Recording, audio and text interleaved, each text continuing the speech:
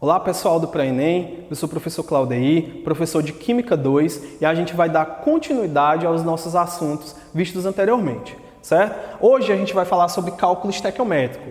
Cálculo estequiométrico, quem quiser acompanhar pelo livro, ele vai estar no livro 1, na página 164, certo? Cálculo estequiométrico, gente, o que você precisa saber antes de você ir para a questão de cálculo estequiométrico? Você precisa interpretar essa questão. A leitura dessa questão, a interpretação dessa questão é muito importante. Então, você precisa ler a questão mais de uma vez e você precisa, para iniciar, você precisa saber o que é um mol, certo? Um mol, esse significado de um mol vai depender de alguns fatores. Quando eu perguntar para vocês, pessoal, o que significa um mol? A gente vai dizer que depende, certo? Depende de quê? Depende de alguns fatores. Depende se você está falando de volume, depende se você está falando de íons, átomos ou moléculas e depende se você está falando de massa molar, certo? Se você estiver falando de um gás, de volume de um gás nas CNTPs, o que é que significa CNTPs? Condições normais de temperatura e pressão. Esse valor de um volume de um gás nas CNTPs sempre vai ser 22,4 litros para um mol, certo? Vai depender se eu estou falando de íons, átomos ou moléculas. A gente vai ter essa constante aqui de Avogadro que vai definir esse valor, que é 6,02 vezes 10 a 23. Esse valorzinho aqui, ele serve tanto para íons, quanto para átomos, quanto para moléculas. Ou vai depender da minha massa molar. Então, sempre que a gente for interpretar a questão, a gente vai ter que entender, primeiramente, do que é que essa questão está falando. Se ela quer saber volume, se ela quer saber massa, se ela quer saber íons, átomos ou moléculas. Então, você já sabe esses três pontos aqui, então já fica mais fácil para a gente entender. Antes de eu passar para o segundo ponto, que é a técnica das três linhas, eu vou relembrar vocês de fazer um detalhe, né, de um detalhe que a gente precisa fazer antes de iniciar a resolução também. Observar se a minha equação química, se ela está balanceada, certo? Se a minha equação química estiver balanceada, ok, a gente resolve a questão, já dá para a gente resolver a questão. Caso ela não esteja balanceada, é necessário que você faça o balanceamento dessa equação química para que os dados não fiquem totalmente incorretos, certo? Então vamos passar aqui para o meu segundo ponto, que é a técnica das três linhas. Essa técnica das três linhas vai facilitar a sua resolução das questões, certo? Depois que você faz a interpretação, a gente vem aqui para a técnica das três linhas, observando sempre reagente e produto. Eu coloquei aqui um exemplo, mol A está para mol B como reagente e produto. A gente, essa parte aqui de mol A e mol B, tanto faz se ele está falando de reagente ou se ele está falando de produto. Você vai adaptar de acordo com o que a questão está pedindo. Eu vou pular essa parte da conversão aqui, porque essa conversão, gente, é só se necessário, tá? Então eu vou aqui direto para a informação. A informação é o que a questão está nos dando e a incógnita, o X, é o que ela está pedindo. Depois que eu observar a informação, é que eu vou para a minha conversão, caso seja necessário. Se não for necessário eu fazer essa conversão,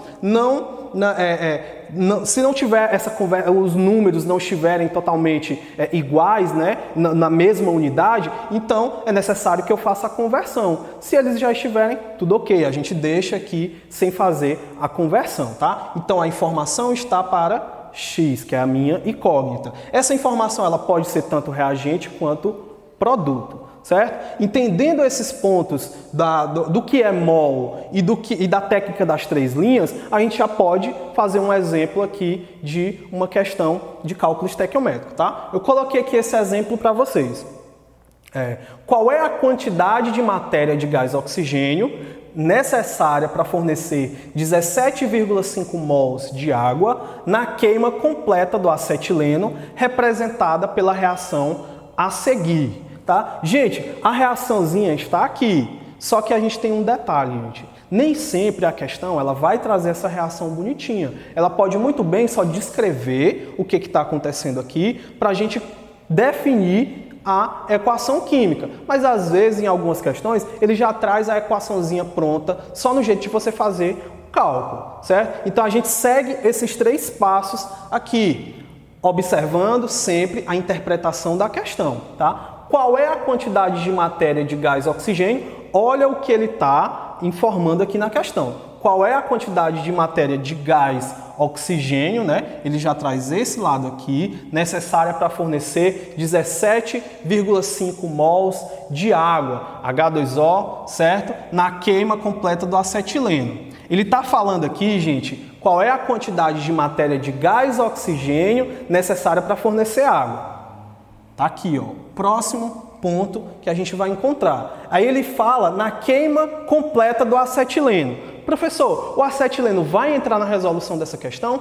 Não, gente. O acetileno está presente nessa questão, mas não vai ser necessário colocar ele para a gente resolver a questão.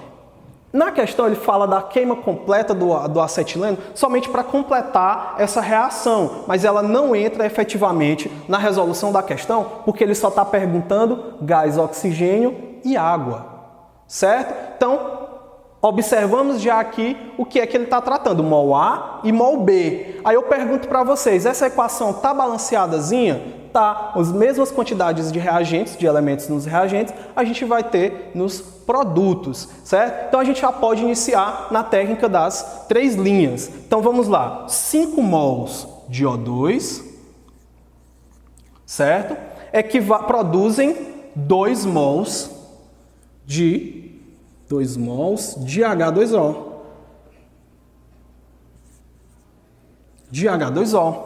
Certo? Vamos ler novamente a questão. É assim mesmo, gente. Temos que ficar lendo várias e várias vezes a questão para a gente conseguir interpretar. Ele quer saber o quê? Qual é a quantidade de matéria de gás oxigênio, né? Qual é, ó? Ele está perguntando, então essa vai ser a minha incógnita, esse vai ser o meu X.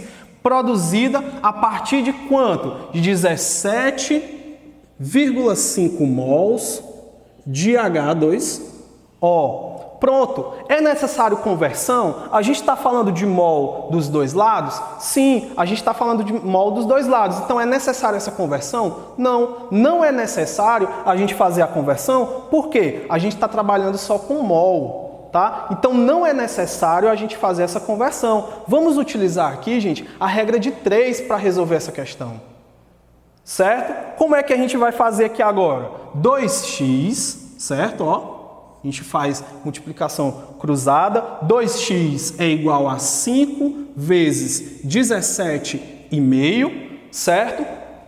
X é igual a 87,5 sobre 2, x vai ser igual a 43,75 de O2, tá? Esse valor aqui equivale ao que? A quantidade de massa, a quantidade de volume, a quantidade de íons, átomos, moléculas, equivale a quê? A quantidade de mol. Então, gente, sempre, outra coisa também, sempre é necessário que você coloque essa unidade ao resolver o finalzinho da minha questão, tá? Sempre é necessário que você coloque a unidade, porque não tem como a gente saber se ele está dando resultado em mols, em quilos, né? Em volume, né? Então é necessário que você sempre coloque essa unidadezinha aqui no final da minha resolução. Então já encontramos o valor aqui. Então é necessário